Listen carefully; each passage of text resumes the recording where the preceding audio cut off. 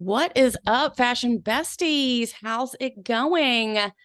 This is your hostess with the mostest, as always, your favorite personal stylist, and the only Holly you need to know. Have y'all had a fabulous fashionable week? I hope you have. I hope you had a nice July 4th. I hope you wore a fabulous bathing suit and a fabulous cover up. God knows I've talked about it enough. So hit me up, email me, let me know what's going on. I've heard from quite a few people this past week. So I wanted to check in with y'all and see what's happening. We've got some great things coming up. But did you listen to last week's episode, which was the top t-shirt, linen pant, and flip-flop picks that I picked? Because the Today Show, John, can we have a cheer here? Yes, the Today Show contacted me and they're like, we want to know all about what you think about linen pants. And I was like, I don't really know that much, but let me act like I do. So then I figured out and researched some linen pants. I got some from our friends at Mill and Moss, very sustainable brand. And I was interviewed. Y'all have the article. It was on my Instagram post. So make sure you check that out. And then I was like, let me talk about flip-flops. Let me talk about t-shirts. So let me know what you think about that. But today we have two very important people on the roster today. We are very excited. We are talking to people that are changing the fashion industry for the better. And that is exactly who I like to interview. So today we're interviewing Zahir from OneStopPlus. We are also interviewing Nina Chen, who was a contest winner that Zahir had judged or took part in, and they're going to tell us all about it. Zahir and Nina, welcome to the show. Thank you for having us. Yay! So happy. All right, so let me tell y'all what happened. Okay, so did y'all listen to EMME's episode? EMME, the plus size model, she was on the Fashion Crimes podcast because duh, we're best friends. Duh. Then she reached out to, I think it was Zahir, I think it was your PR people, and said, y'all need to be on the Fashion Crimes podcast. Jennifer, who runs the PR firm, she was like, you need to have them. I was like, you're right. Now we're best friends. So now this is going to be an incredible moment for all of the Fashion Crimes podcast besties to figure out who you are, why you do what you do, why you're so good at it. And Nina, our blossoming flower, we're going to find out all about you and your design career. I'm so excited. Thank you guys so much for coming to the Fashion Crimes podcast. Super excited to be here. Thank you for having us. Of course. Okay, Zahir, let's talk about what OneStopPlus is and how you came to be. Hit it. Yeah, so OneStopPlus is really the ultimate destination where women and men can shop for size inclusive fashion. We have over 100 brands. There's 15 brands that I oversee personally, so it's a lot, right? Like, think about choice. You definitely come to us for that. And I came into the company 20 years ago. And so I've had a lot of experience in this space, and it fills my heart to serve women and men who are not usually invited to the fashion, story. So for me, that's the most exciting thing. That is very exciting. Please specify the sizes that are. Yeah. So when we talk about inclusive, right, some of our brands start at a size 4, like our Swimsuits for All brand, and we go up to a size 44, right? And so that is the full gamut. We're not stopping at a size 18 or 12, not even a 24 or 28. We go all the way. So if you love fashion and you are of a certain size, come to us because you're going to find what you love. And if you don't, reach out to me and I will be your personal stylist because I know the clothes inside and out. Now, have you always been a fashion designer? Well, so no. I mean, I grew up in Minnesota, and like every good Indian son, I thought I was going to become a doctor. And I went to the University of Minnesota, and like halfway through, I was like, oh, I don't think I want to do this. And so then I had to figure out kind of like in scramble, what am I going to do? And I was like, well, I like to be creative, but if I just became like a painter or a sculptor, I'm sure my parents would have just dropped dead. And so I told them, I'm like, I'm going to go into fashion. There's an industry for it. And they didn't drop dead, but I think my dad had a silent heart attack somewhere. Oh, He's like, yeah. oh my God. Mm-hmm. But I tell my dad now, I'm like, listen, there's not all these medical school bills that I have to pay. Like, I'm actually ahead. And You're so, welcome, by the way. You're yeah, welcome. exactly, exactly. And so I transferred and the fashion program at the University of Minnesota. I love my hometown, home state, but Wait, what's the town in Minnesota? Minneapolis. Oh, Minneapolis. Okay. Yeah. Minneapolis is hype. Yeah. I've heard Prince. about it. Come It's on. hype. Yeah.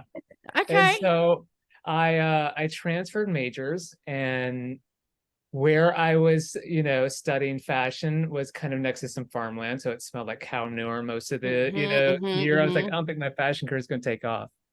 So then I decided if I'm going to do it, I'm going to do it. And I came to FIT, Fashion Institute of Technology here in New York City, never looked back. And, 20, 30 years later, here I am. I love that story. And I'm really bad about watching TikTok videos, the comedy videos. Do you know who Yeah. Steven? He always, because he's an Asian and he's always Yes. talks about, He's hilarious. he's hilarious. He talks about failure management. He's Yeah. like, oh, this is Kevin. This is Trey. This is my son, Steven, the failure. I'm like, that is hilarious to me. So I understand where you come from and why. I had a similar story too. I was going to be a dancer. Oh, wow. My parents put the kibosh on that real quick. So I hear you.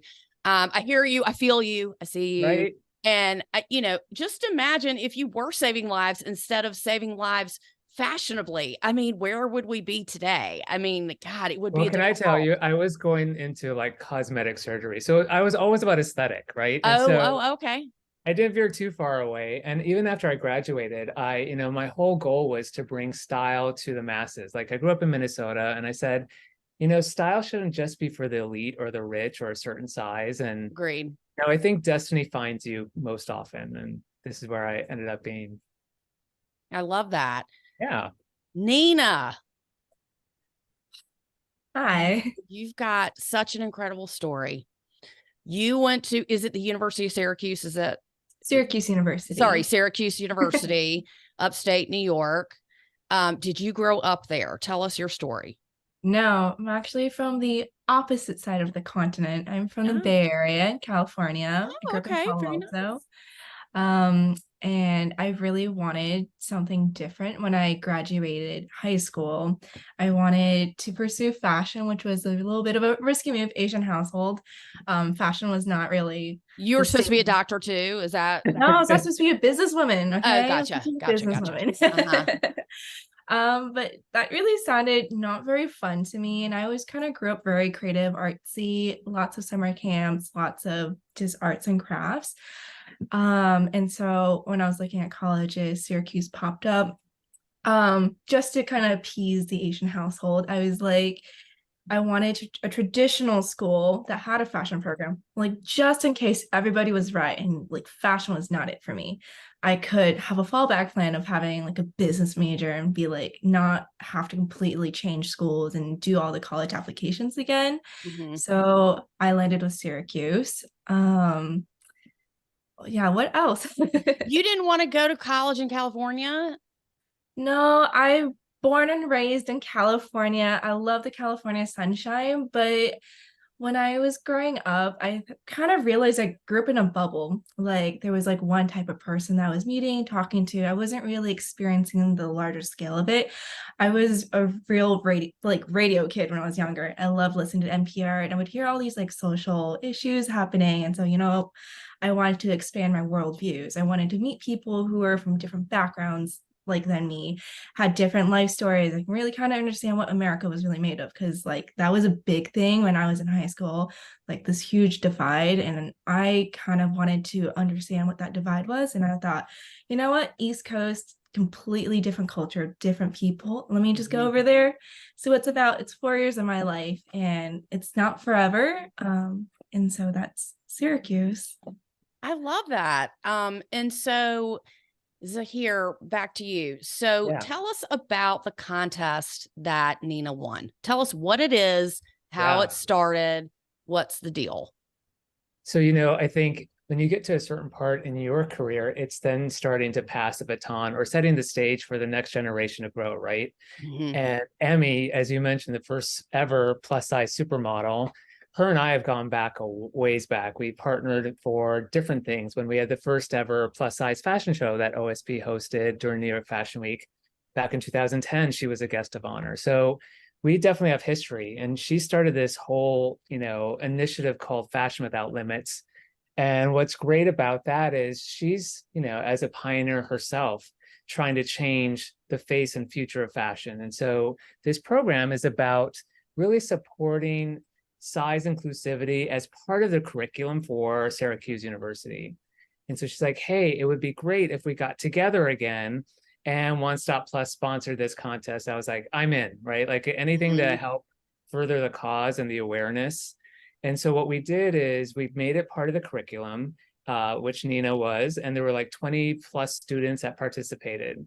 And I tasked them the same way I do my design team. There was no kid gloves on this. I was like, I need you to come up with a design that works for one of our brands that is commercial and can sell and can be produced and, has to fit within our brands. And then they had to design the garment. I reviewed, I made some comments. Then they made the garment. And then I looked at that in the first round. And then finally we had a judging up in Syracuse. Do you have to be a good sewer? Do you have to sew your own? It's so funny, I watch like Project Runway and even Drag Race, and they're always talking about, I don't sew. I will tell you a story. When I got to FIT, I just learned how to sew right before then. In fact, the designer I worked for gave me his sewing machine. I was like, thank God, because it's the only one I know how to use. And I got a C in sewing, and I was so happy. I was like, that just means I don't have to take it ever again. Yes, me So too. I have a right? I have a BFA in fashion design. That's how, and even though I'm a personal stylist, I sewed a tablecloth and some curtains. I was like, yeah, no, I'm good. Yeah. I'm good. And I remember at FIT, they were saying, you're going to have as much homework as they do in med school. And I was like, I thought I just got out of that. But it's true, because you have to construct these garments like you're creating a car. Yep. And so do you have to know how to sew? You have to know how to sew. Do you have to be a good sewer? No. But you have to understand the construction of a garment, because the person, your customer, their body is relying on the fact that you made it right. It's not going to fall apart on them. So you do have to know the principles of sewing. But, when I was looking at the, garments, if there was some tension or things didn't fit right, I knew we could fix that when we put it in production. Nina, so when you had been sewing for a long time. Yes, I've been sewing since I've been in elementary school. So quite a long time. So you're like a whiz at that. So you're like, what? Like that's hard. And other people are like, how do I thread this? So, okay. So continue. So the contest, do you have to, how do you enter? Do you give a sketch, or how do you enter the contest, Nina? Well, we kind of all were invited to the competition. Oh, okay. It was kind of part of the curriculum. It was kind of the next steps following the course. But to participate within the competition, we all had to do some general research on the brand that we wanted to design for and submit a couple initial sketches. I think I submitted about 3 sketches. I was wasn't quite sure exactly which one I was feeling. Wanted to have options, and I was looking through the company website, and I fell upon Jessica London, and I really liked the stuff that they were selling. Kind of called to me. When I think about my personal style, I think Jessica London and I were on the same wavelength of design wise. I'm not really into interesting cutouts of more youthful outfits, you could say. I'm a bit more reserved in the way I dress. It's a little more simple, but I like to spice it up with a little couple of the interesting design detail, interesting fabric, interesting finishes. That's what I look forward to when I go out and buy clothing, and that's what kind of resonated with me in Jessica London. So I chose that. And so I was going through the best sellers and worst sellers, just trying to see what sold well, what didn't sell well, kind of gauging the market, consumer. And so then I came up with my designs from there. I love that. Okay. So you got everybody's thing. Yeah. And then how did she win? What was it that set her apart from the rest? Honestly, with the first round, when I was looking at her sketches, I was like, oh, she really connected with the brand, right? And that's a key thing Mhm. to be a good designer is I always tell people in design, fashion design, it's not like painting or sculpting that's a self-expression. It's a Mhm. service creative, role that you're doing for somebody else. And even when she presented the sketch, the branding was all about Jessica London, the font, the color. I was like, oh, she really got it. So she tapped into something that's really hard, creating something that feels like it already should have been there. Now, we had a lot of close, like, in fact, I was, when I was with EMME, I was like, can we have like 3 winners? Can I we have know like that must have 7 been really runners up? hard. It was hard. I bet that was hard. Yeah.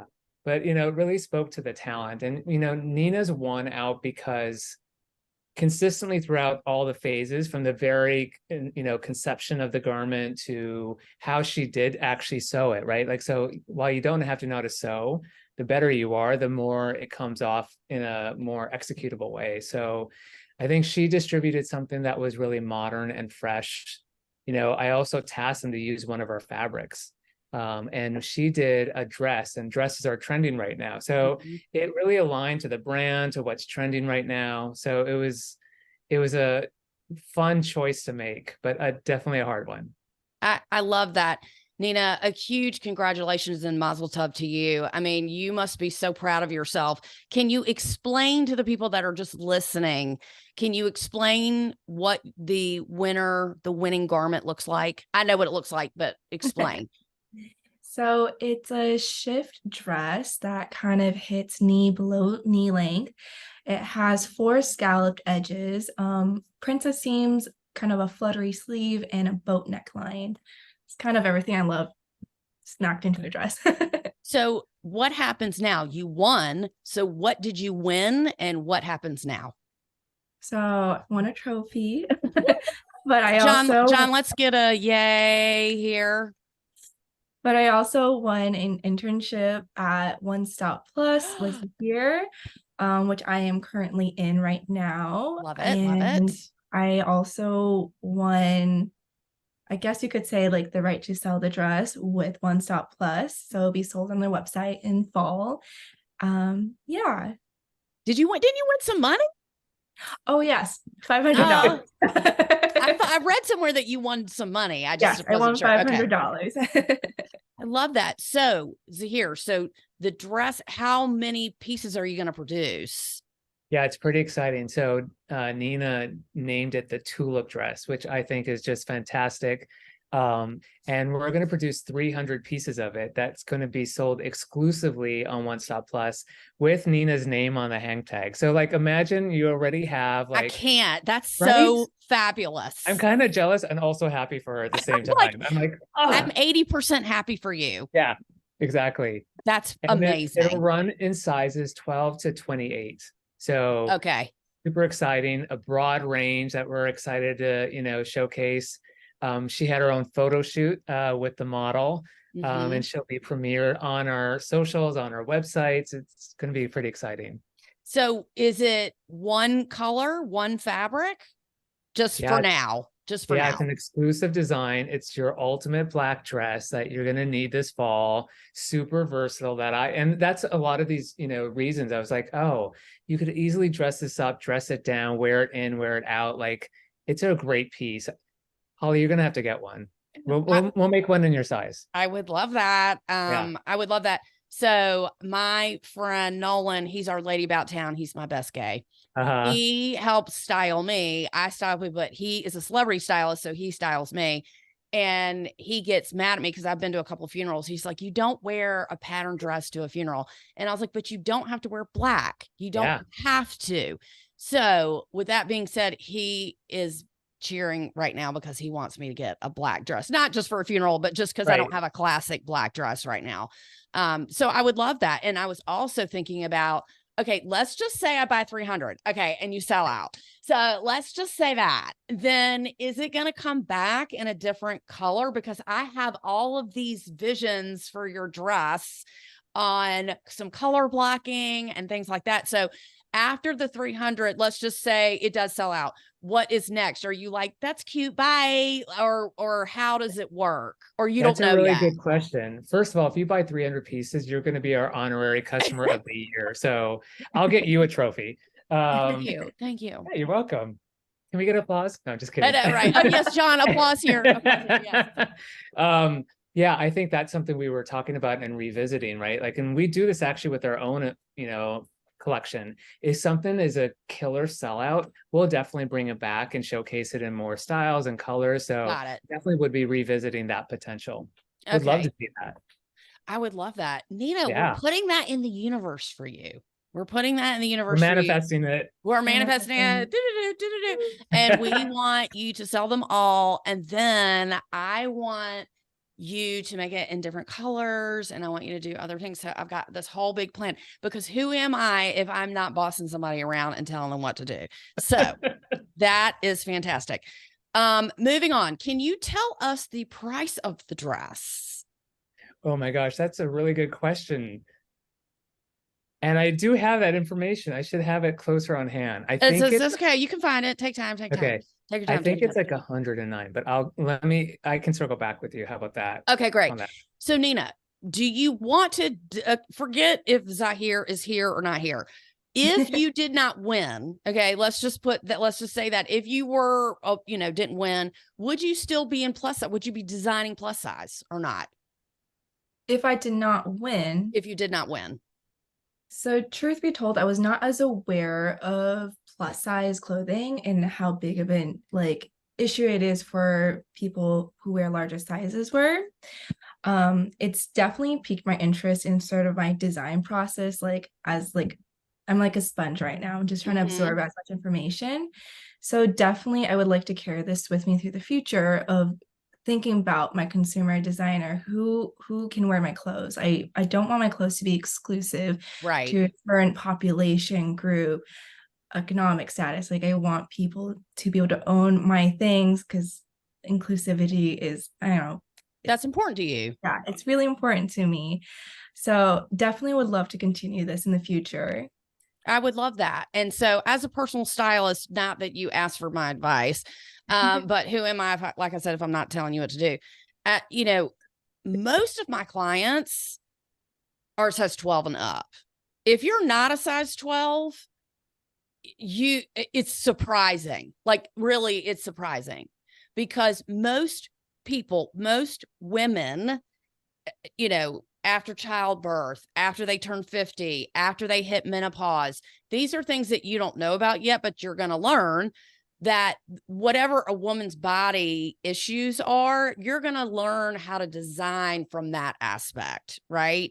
So, when you're looking at your mom or your grandmother or your aunt, if you've got good genes and good genetics, that's great.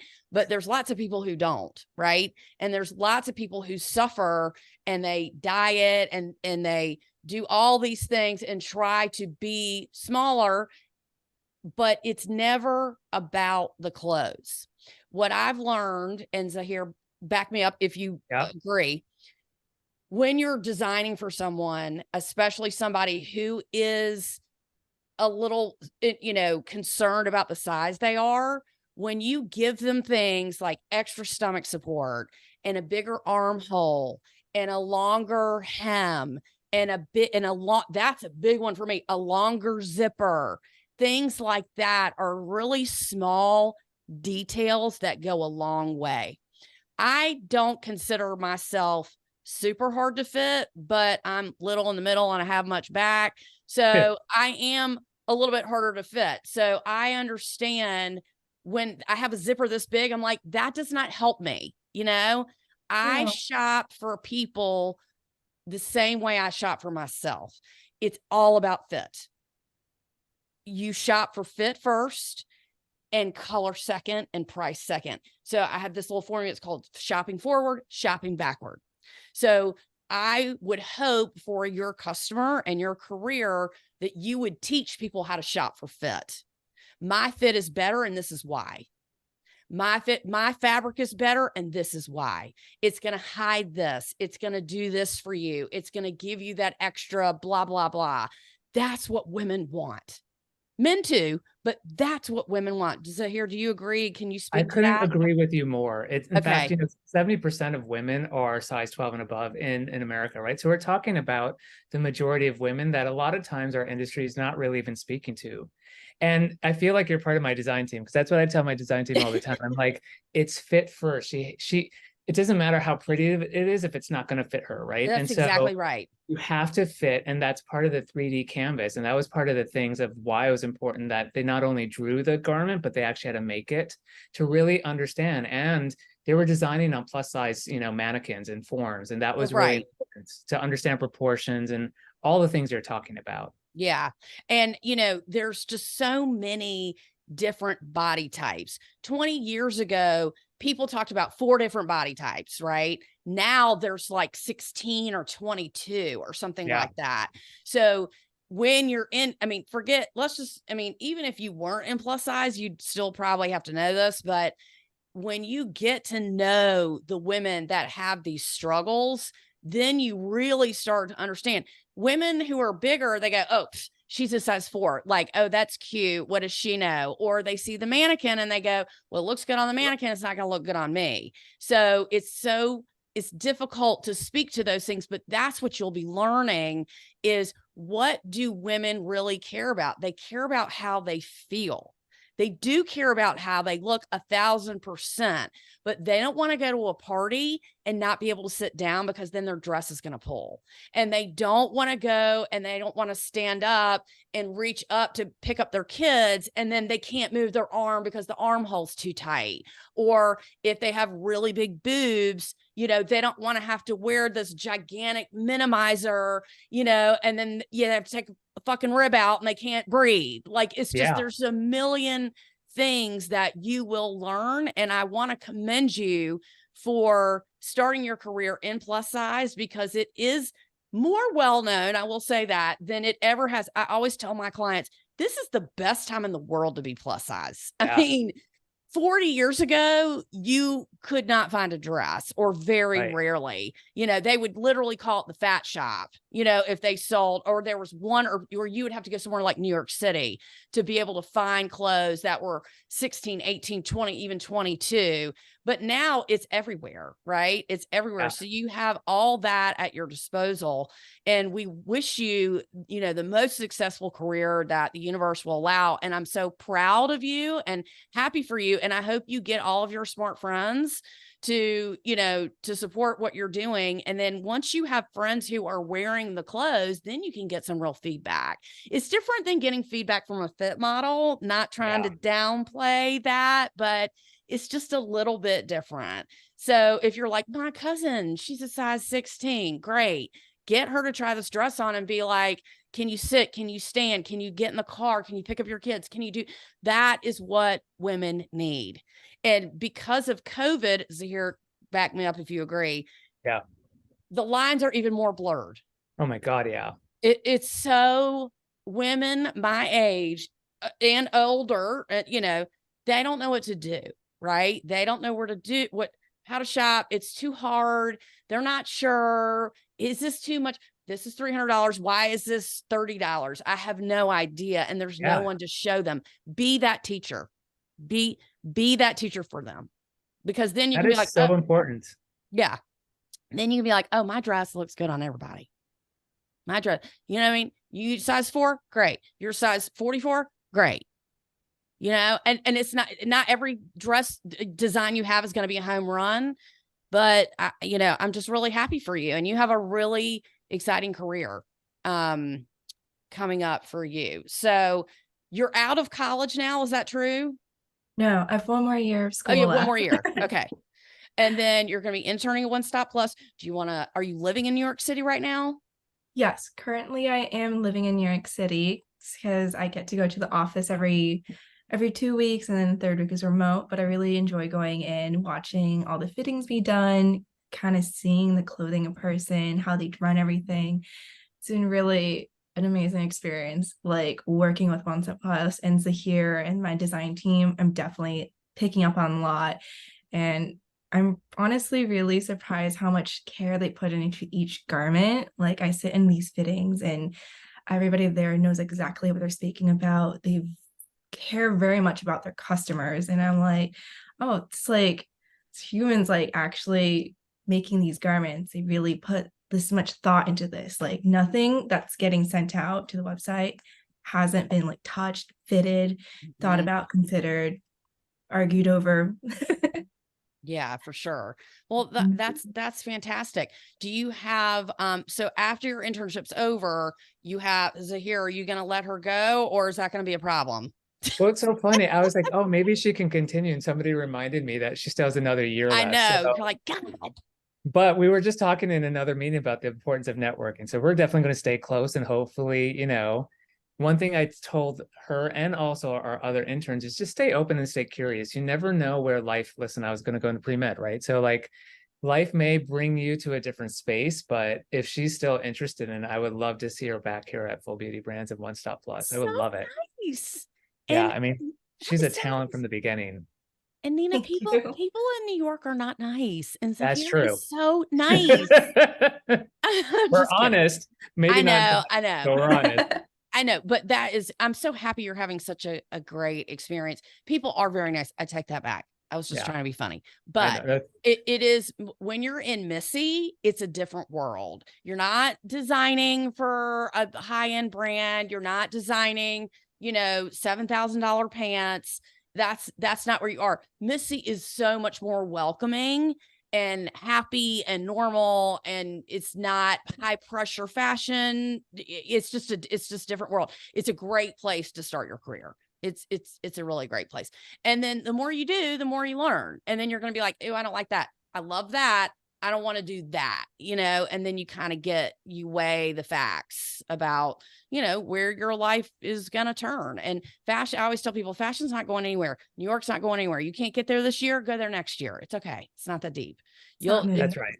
New York is never going to die. You will have time to get there. And especially now with remote, people can work from anywhere in the world. So, so your tags will say Nina Chen. Is that right?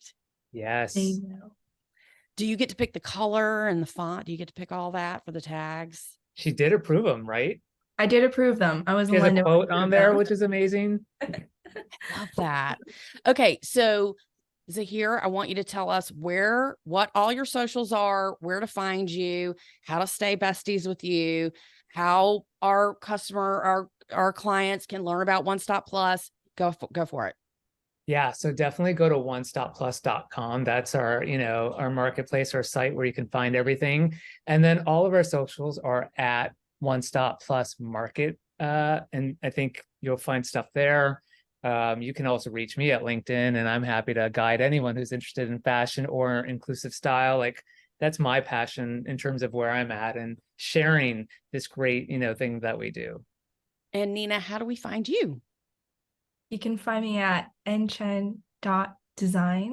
That's my design account. Love it. I'm posting more. I'm not very good with that, but I'm working on it. I know you're not like, look at me. I mean, you're more reserved. You're not tap dancing on the stage like me, thinking everybody wants to hear what I say. But my friends was maybe I should be more. Look, I'm a very good selfish coach. My friend owns a podcasting women's network, and she's like, you need to start a podcast. You're so loud and you're so bossy. I was like, you're right. So anyway, yeah, you'll get there. And then you want to plug your school? Like my school, Syracuse University. Oh, I actually don't know their Instagram handle, but I think I have it. I think Jennifer gave it to me. Hold on one second. Syracuse University Fashion. Syracuse U_fashion design on Instagram. Syracuse U. Oh, just for Syracuse University. Yeah, that's what it is. And EMME is the official EMME, and EMME is just a huge change maker. And so thank you to EMME. She's coming back to the Fashion Crimes podcast. She's going to give us some top picks for fall. We're going to have the Nina Chen designs in there for one of our top picks for fall, because you're not done. You got a long way to go. Any final thoughts? Give us a truth bomb. Give us like that. Give us a fact, something that you live by, a mantra. Zahir, go for it. So a truth bomb is that this is all made up. And so, we have, Just kidding. these rules, but like fashion is a creation of the imagination, which is wonderful, right? But it Mhm. also means that all the things that you were saying you're supposed to do, not do, they're also made up. So make sure you live what makes you smile. Like no one has to follow this. And, exactly what you were telling your friend, wear whatever you want to a funeral or to a wedding or whatever. Like we're born authentically and uniquely for a reason. So I think I'm always saying, make sure you express that and understand that this is play. It should be fun. I love that. Nina. My mantra, I'm not sure if it can relate to fashion, but it's honestly, don't be afraid to take up space, because I grew up a lot of my life feeling like I had to conform myself to a certain idea box that people had of me. And it's only been recently that I'm realizing I don't need to condense myself to be digestible for everyone. And I guess maybe we can relate that back to fashion in that when I was younger, I used to dress a certain way because I grew up with brothers. So I felt like I had to be more tomboy. And now I'm realizing, I can dress however I want. I like do whatever I want and express myself in whatever outfits I want and not feel like I being judged, because if people don't like what I'm putting out there, then I don't need that. I don't need them in my life. And yeah. I love that. And also if people, comment about your clothes or they don't like, your designs, that's not your customer. And that's Yeah. okay, That's okay. So if somebody's like, your dress is great, but, or whatever, then that's not your customer. Because when you drill down, you will find that customer who is all about you, who wears your clothes, who supports you, who loves you, and gets to know you on a personal basis. I call it life beyond the mall. So I try to teach my clients to shop eco-conscious, small brands, sustainable. It doesn't have to be 1,000. I mean, people say they're sustainable. They use that term very loosely. Sometimes it's truer than others, but I try to get people to steer a little bit further away and support people who are changing the fashion industry for the better. And that is Definitely. people like you who are doing small batches, who are, really curating for the customer and figuring out what they want. So congratulations to you. We're so proud of you. We love that. Zahir, we've had such a nice time getting to know you. We would love to have you come back and give us some plus size picks for fall. So we're going to have you back. We're going to have EMME back. I want to thank you, Nina, for entering the contest and doing what you do. We will be following your career. And maybe if you have a fashion show your senior year, who might be in the front row. I don't know. I can't confirm or deny it. Don't invite me because I'll come. Don't invite me because I'll come. This has been the Fashion Crimes Podcast. Thank you guys so much for listening this week. We really want to hear from you. Please leave us a review on Apple Podcasts. It only pushes me up further. Send us a DM, send us snail mail, give me a smoke signal, send us an email, Holly at Fashion Crimes Podcast or Holly at hollycatstyling.com. We want to know what you think about Nina's tulip dress. We are so excited. Hit up OneStopPlus if you know somebody who is plus size or could benefit from this company and what they do. And we love the people behind it because they're nice people. Let's be honest. We love that. Thank you so much for listening. This is your favorite personal stylist. And as always, the only Holly you need to know. Y'all have a fabulous, fashionable week. Bye.